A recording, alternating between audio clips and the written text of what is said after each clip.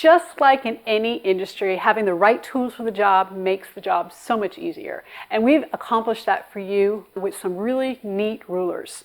So we have a new ruler set. We have a curved corner ruler and a box corner ruler. You can buy them separately, and they are going to make your corners much easier to cut. So we're going to take a minute to demonstrate how that's done. So here we have our box corner and our curved corner ruler.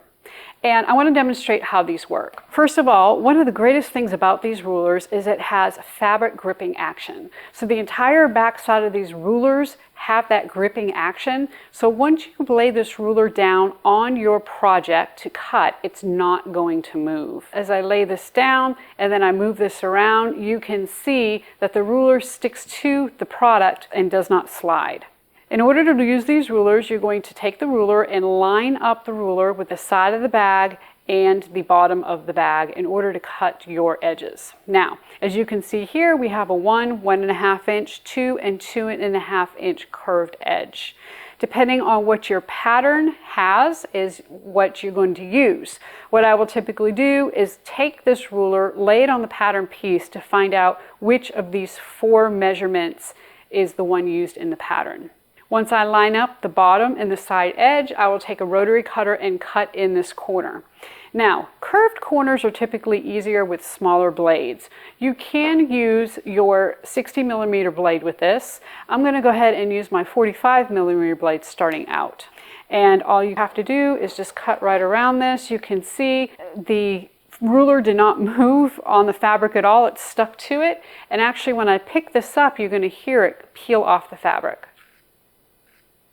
Okay, you might have heard that a little bit. Makes it super easy, and look at how nice this corner is. It is exactly what I need. To use the box corner ruler, you're going to do the same thing. You're going to take 2 edges, whichever box portion you want. I'm going to use 1.5 inch right now. I'm going to line the bottom up with one side. I'm going to line the side up here with the other. And for these box corners, you can use either 45 or a 60mm rotary cutter. They do have indentations, so you can take your rotary cutter and push all the way to the edge of that cutout. Then you do it the other way, and what this will do is prevent you from overcutting, and it will take and cut this for you each time perfectly. So you can see I didn't have to do any extra trimming or cutting there to get that square out.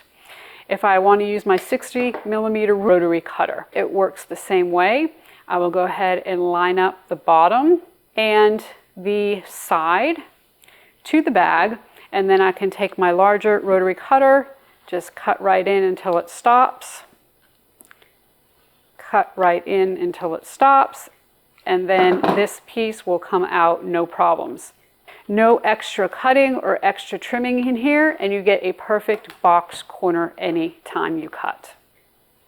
To use the portion of the ruler that will help you mark rivet or Chicago screw placement, you're going to take, depending on whether you have a 1 or a 1.5 inch strap, I have both here, and you're going to center the strap right on the edge. So we have dotted lines going down this ruler, and you're going to just take the edge of the strap and line it right against those dotted lines.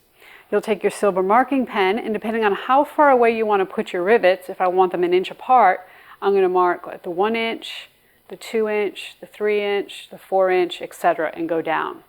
Now, one of the things I love about this ruler is we have 7 inches of rivet placement here. A lot of rulers that are compared to this only have 2 or 3 inches, so you're having to constantly move the ruler. With our product, you do not need to do that. So if I want to place a rivet 1 inch from the edge, I have a 1.5 inch strap here. I'm going to put the 1 inch mark right on the edge of the strap. So you can see we have dotted lines going across here as well. And then to mark 1 inch, I'm going to mark at the 2 inch, and then I'll mark at the 3 inch and the 4 inch, etc. And this is going to perfectly give you a mark centered on each strap to place rivets or Chicago screws. For the double rivet placement, you're going to do exactly the same thing. We're just going to turn these strap pieces around. I'm going to line up my 1 inch strap right along the dotted lines on the side, make sure it's centered, and then I'll be able to mark with my silver marking pen. Let me do 1 inch, maybe we want these 1/2 inch apart. 1.5, 2, 2.5. And now I have placement for double rivets perfectly centered on this strap. For 1.5 inch, you're going to do the same thing. And again, maybe I want this to come down. Maybe I want the rivets to start 1/2 inch in. So I'm going to take my top 1 inch line it up with the edge of the strap, and then center the strap between the 2 dotted vertical lines. And then I'm going to come down 1/2 inch and make some marks, 2 inch, make some marks, 2.5 inch, make some marks. And there I have perfect rivet placement for double rivets. Again, this ruler goes to 7 inches. So whether you're using the double or the single rivet placement, you have 7 inches worth of rivet placement on each ruler to make this perfectly centered for you.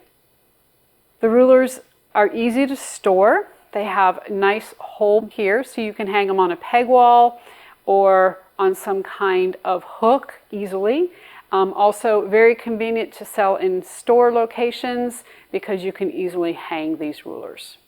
So make sure to pick up your set of your curved corner and your box corner ruler to make the job of bag making much more enjoyable, much more efficient, and therefore much more fun.